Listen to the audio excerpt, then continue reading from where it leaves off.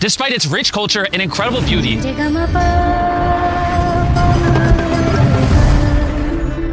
over 40 million children in India live like this. And to make things worse, millions of them grew up without having any kind of family. Every country struggles with poverty, but unfortunately, India has the highest population of orphans in the world, meaning that many of them face abuse, malnutrition, early marriage, and unplanned pregnancy.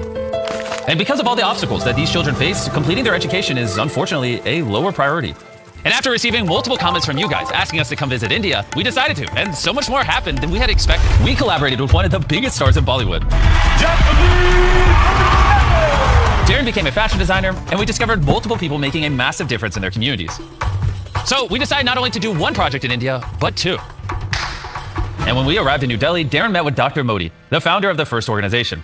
When I look back, I remember as a child, I was all of 8 years old and I was visiting a very crowded place with my parents. And suddenly I found myself alone in that crowd and I was yelling out for my parents and I was not able to see them. Finally, the police restored me back to my parents. It's a loving family environment so they can flourish like any other child in society. But Udayan Care didn't stop there. In 2002, Dr. Modi started the Udayan Shalini Fellowship Program, where mentors support girls from underprivileged backgrounds and grow them into empowered, independent women that will build a more equitable society. Dr. Modi then introduced us to Deepak, a mentor parent to 40 girls in one of the Udayan Care homes. In 2009, I joined Udayan Care as a part-time volunteer.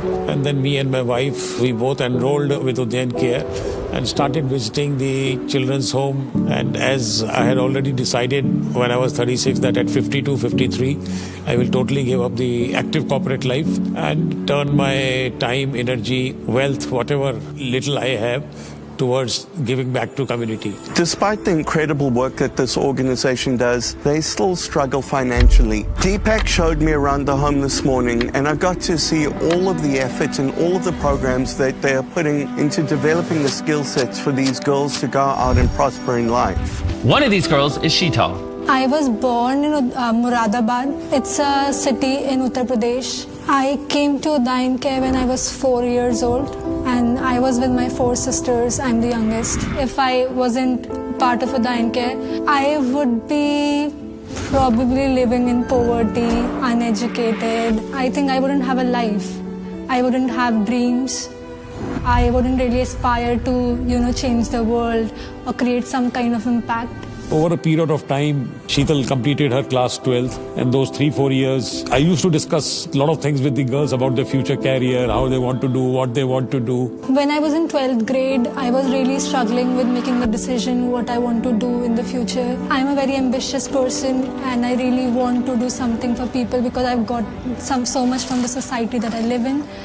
So raising awareness about things through my art. Sheetal mentioned that she would like to be a fashion designer. If you have to be a fashion designer, you should go for the best institute, at least in India. So after working extremely hard on her studies, Sheetal was able to get into the top fashion school in India, the National Institute of Fashion Technology in Mumbai. I went to Mumbai, dropped her to the college. And at that time, I kind of felt like this is something different. Somebody just being so passionate about your dreams, like more than I am passionate for my own dreams. It was a similar feeling traveling with her. The same way I had gone to drop my son when he did his MBA from one of the institutes in India. It is just, something that you don't expect from someone who is not your parent, but they do it regardless. So you start feeling a sense of emotional connection to them that is more deeper than just a mentor.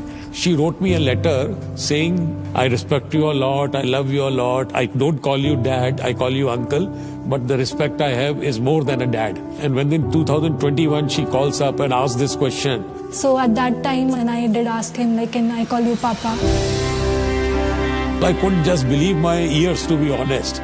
My heart was filled with joy, happiness, and something possibly I was contemplating or dreaming. It was amazing. You can say one of the most, I would say, happiest moments of my life. And in September this year, she will be going to the Kingston School of Arts in London to do her master's in fashion before eventually venturing into her own brand. And if I become rich by any chance, then of course I will really try to make a difference in kids' life. I want to adopt kids myself because I think there's so much you can do for children and for children. We were so blown away by the impact that Deepak is having on all these girls. And check out the link in the description. And a special thank you to Shivam Argwell. Without him, a lot of this project wouldn't have been possible. And one more thing. I want to give a shout out and huge thank you to the people at India Today for hosting Dan and Darren. They had an absolute blast learning to dance, practicing classic Shah Rukh Khan Bollywood lines in public, and tons of other incredible content. Check out the exclusive behind-the-scenes action on India Today Gaming, and Aj Talk. Links are in the description below. And as always, thank you for watching this video until the end. By doing this, you're allowing Feast Philanthropy to continue doing projects like this and change people's lives all around the world.